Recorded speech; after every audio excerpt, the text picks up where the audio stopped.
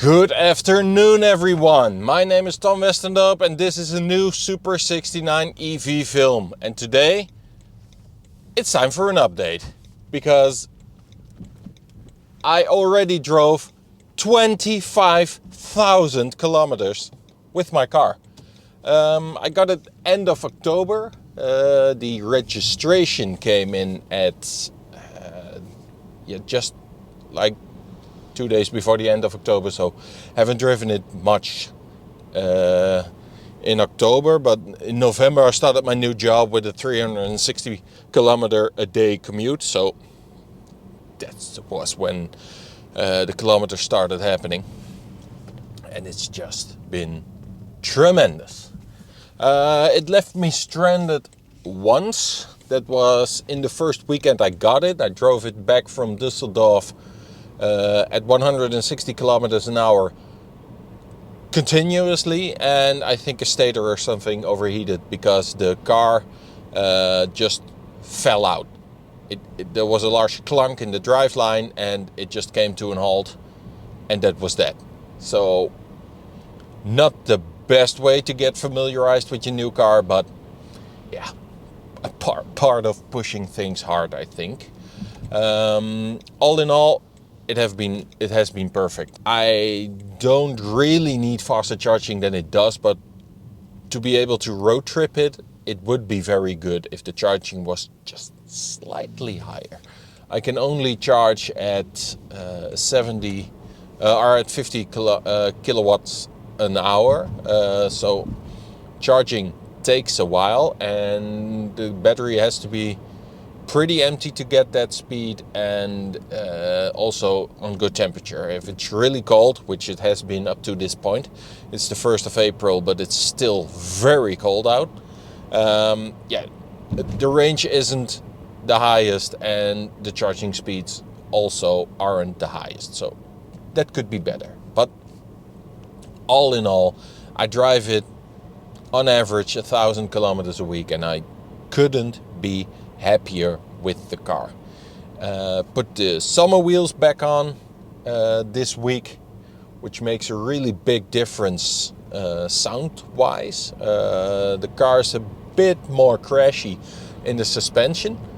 It's not as comfortable as it was on the winter wheels, but because of that I have more grip, because the rear tires especially are much wider, and the grip levels the summer tires give are way higher than the winter tires. So all in all, I think it's a good offset. I'm still looking for another set of wheels for the summer. I would like to paint them, because part of the reason I wanted to get rid of the winter wheels is the black paint on them. I really don't like black wheels, especially not on a dark colored car, which mine is with the blue and black. So that was one of the reasons. The other reason is temperatures are starting to get better, so why not? And for the most part, it's been so easy to live with. It's an electric car, so it doesn't need any maintenance. It's very economical to run. Just trips out with the family aren't expensive at all. So it's such a nice place to be. I really like the look of it still. It still looks like a car that has been made for like a prototype, or just like to be put on display on a show. It's still, to me, it's incredible that BMW actually had the balls to build this, and I'm still very fond of the looks, and I really like it. I do need a new windscreen though, because this one is cracked. There was a big rock on it, and it shattered immediately, and there's now a really large crack in it. So what you gonna do? That's not fault of the car. That can happen every time. I've had window replacements like once a year on average, I think. I even had one I had a new one, and 3 months after it I cracked another one. So what you're gonna do?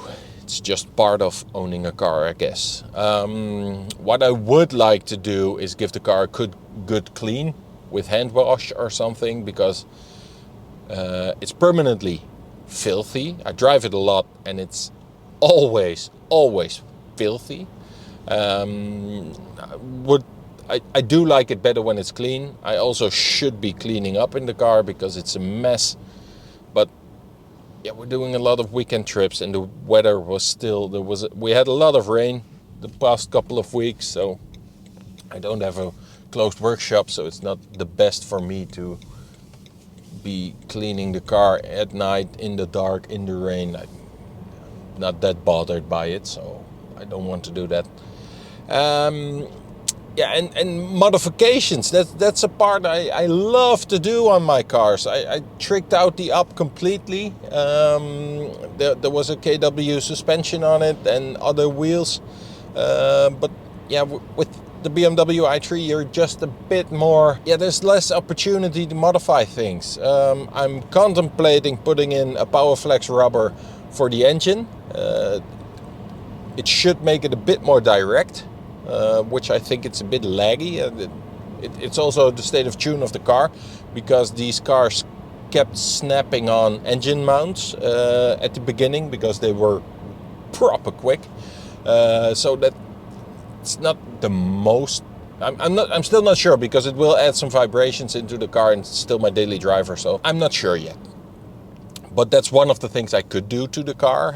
You could put on a KW variant 3 coilovers, but yeah, the ride is pretty good as it is, so no need to do that. And yeah, otherwise they're not. Yeah, I've added a Broaded mount with an OBD2 reader and an old telephone to give me some basic OBD info, which is perfect as it is. And yeah, you could. I could swap out the charge door for a Wokeby charge door, which could be nice, but I'm not bothered enough by it to justify the investment in the other charge door.